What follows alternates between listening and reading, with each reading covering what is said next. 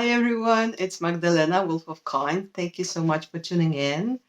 Today I wanted to talk a bit about Polish slash Slavic winter solstice celebrations, but I will be talking about customs related to it, but my main theme here in this video will be what was the meaning of those celebrations, like how those customs were born, what was the mindset behind all this. And I based this video very heavily on this book. It's in Polish. It's Bread and Folk Tradition.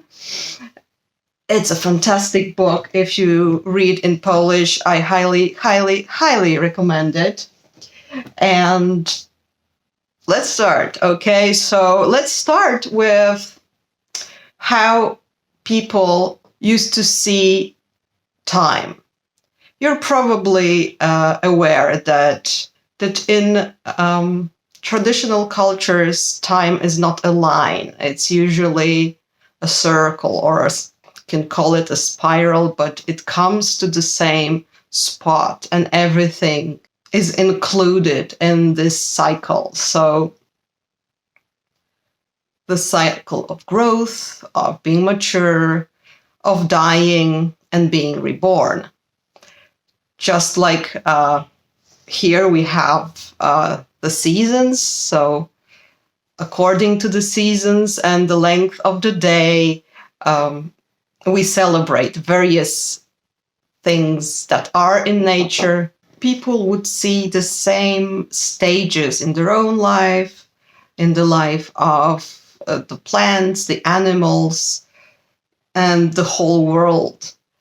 So when we say, for example, that in spring everything springs to life, it was not just metaphorical for people in the old times. It meant that right now the world is being reborn, resurrected. The great egg is cracking and everything is coming out of it. That's why you had to make so-called pisanki, which are painted, dyed and decorated eggs that symbolized new life. And also you would, like, when you would crack them, this is in tune with the world egg being cracked anew. And it was believed that if you do not create pisanki, the world will end. Why will it end? Because you won't participate. People won't participate in this unity of the whole world, and it cannot be reborn, restored. So we have spring, right? What is before? What happens before? It's not like everything dies at the end of autumn and there is nothing. Actually, the time of winter solstice and what happened afterwards between winter solstice and spring equinox, this was the time from before order happened. So we're inside this egg and everything is together. If you look, for example, at the carnival celebrations, they are all like the rules are flipped, and the gender roles are switched, and also classes are switched, like the beggar could be the king in carnival time. So this all reflects this state of primordial chaos. This is the time before order happens in spring. And it's also very, very important and needed. You will see in this video, and I will be talking about the customs, how in pre-Christian times, but also through Christian times, it continued, even though the church would say something different. But the mindset was such that there needs to be balance in the world. You cannot vanquish the evil and everything is great, because if you do that, the world ends. Like if you remove one of the opposing forces of light and darkness, of order and chaos, then there is no more life. There is no more world. So people would see the world as being imbalanced, and both opposing forces as equally important. So, and nowadays we call Christmas Eve Vigilia, which is from Latin, from vigil, so awaiting. Older names for Christmas are Szczodre Gody, which means generous holidays, and there are various others. I made a video before, some years ago, about pagan customs behind Polish Christmas, and I also talk about the name and such in it. I will link it at the end of the video. So if you're curious for more, you can watch it. So a Polish ethnologist, Witold Klinger, said that Vigilia, so Christmas Eve, is in Polish folklore a night both holy and terrible. And why is that? Because it's a moment of this primordial chaos that we're not used to living in. We are used to living in the world of order. But during this one night, the longest night in the year, it was believed, the whole world got into this primordial state before creation. And as I mentioned, with myths, myths are not stories of what people believed happened in the past.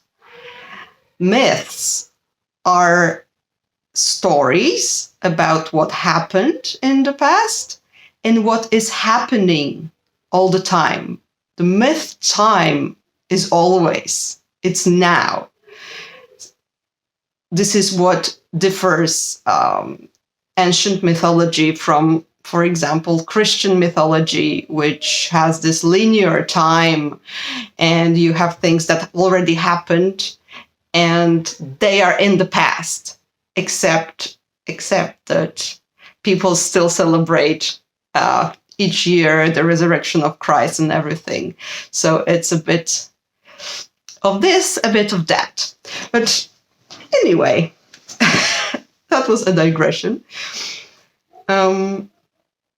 So on this special night, everything was unified. Everything was one. And the barriers between people, plants, animals, and spirits, they disappeared. And for example, the servant sat at the table with his master. Cattle could talk like humans. Water turned into wine. The earth exposed hidden treasure. The dead visited the living, because I've mentioned this before, but I think it's very, very important. In Slavic traditions, we don't have only one celebrations of the ancestors. They partake in most big celebration throughout the year. Christmas being one of them, winter solstice being one of them. It's very ancestor oriented. And even the wolf was invited to the table, and it was believed that trees bloomed in spite of winter only during this night. And this is also interesting. I'm just reading this book. It's been translated to Polish, but it's originally in English. It's by Linda Radish. And the original title is The Old Magic of Christmas, Yuletide Traditions for the Darkest Days of the Year. So it's very interesting. It's mostly Western Europe, of course, but it's very interesting to see similarities.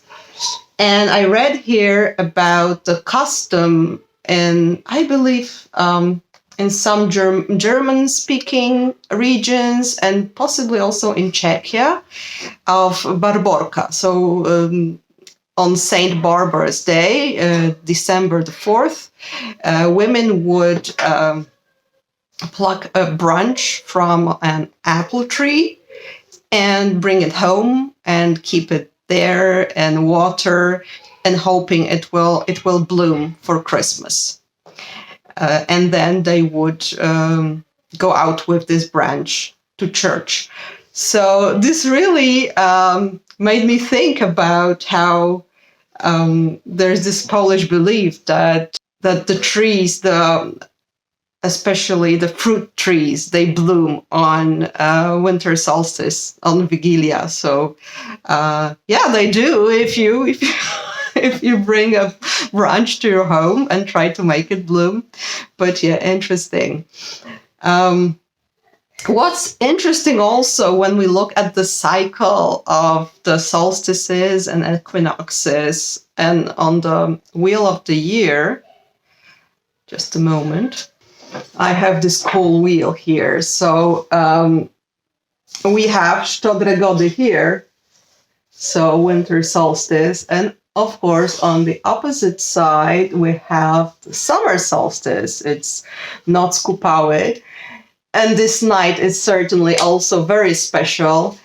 And on this night, among other amazing things that are going on, this is the only night in the year that the fern flower blooms. So this is something interesting and something to keep in mind, how everything is interconnected. So one of the signs of including this unity and the rituals, and remember the rituals keep this world together, was sharing ritual bread. Later in Christian times turned into a wafer similar to the one used in church. And before the Christmas Eve feast starts, all people present share this wafer. They break the wafer together and they exchange wishes. And this is a moment where you're supposed to, set all your quarrels aside and become one again. And in the past, well, it still happens, but it's with a special colored wafer because in Christian times, the church doesn't really like this being one with the animals thing. So, you can still cultivate your bread sharing, but it's a special bread only for animals. So it's either yellow or pink or green. They get those wafers. But the bread was shared also with cattle, horses, the sheep, and also with the dog. However, the dog would get bread with garlic so that he's, a fierce defender of the house. And cows would also get something special that would make them healthy and give a lot of milk. So they would get their special Christmas dishes. And to this day, it is believed that animals can talk at midnight on Christmas Eve. So it's like a common joke to I'm wondering what your cat will tell you tonight. And they will complain about food or something. The ancestors were invited to the table. It was believed that they, just like on Dziady, so the 1st of November celebrations, they come from the other world, And in some places, it was believed that they actually still stay till spring. So during the whole winter, you would be together with your ancestors. But certainly, they were invited to the Christmas Eve feast. And special plates or even a separate small table would be set for them. Until our times in Poland, you always leave one empty plate. Nowadays, we say it's for the wanderer. However, this is a euphemism. It used to be for the ancestors. So because the ancestors came to visit, the house was full of spirits on Christmas Eve. And you will notice that I'm talking about Christmas Eve because this was the time, the greatest celebration of all. Like Christmas Day was already after the most important part happened. And the Slavs, they usually celebrated holidays on the eve of something. So after sunset of the previous day, the holiday started. So since your house was full of spirits, you had to be careful. Not to sit on someone or to hit someone. So people avoided sudden gestures, or they would not sit down unless they said, "Oh, excuse me," or unless they blew on the chair just to be sure they are not sitting on anyone. You were also not supposed to pour anything out the window because the souls were coming, and you could accidentally pour something on someone and this way offend them by this attack. Yeah, it was also believed that Christmas is a good time for making babies, and this is for two reasons. Apart from you're stuck at home anyway, because it's cold and dark. But one reason is, well, both of the reasons are because of the ancestors. So the ancestors are in charge of crops because they take care of the grain, and the abundance really relies on them. So they bring this abundance, and children were also seen as the sign of abundance. So they bring the abundance, but also they might decide to reincarnate in your family line again. So that would be very auspicious. So as I said, you really wanted your ancestors to be happy with you because then they would support you and you would have good crops. They also knew the future. So it was a great time in Christmas time to do any kind of predictions, divinations, because you could ask your ancestors for advice and help.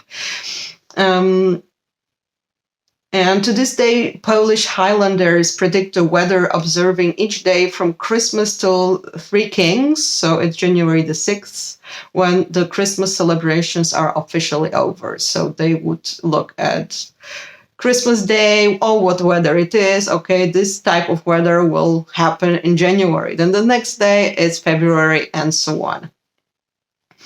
In some places like Rzeszowskie in southeastern Poland, and as I said, I'm basing this on this book, so this is mostly about Poland, but I think that the basic mindset was the same among most of the Slavs. So just so you know.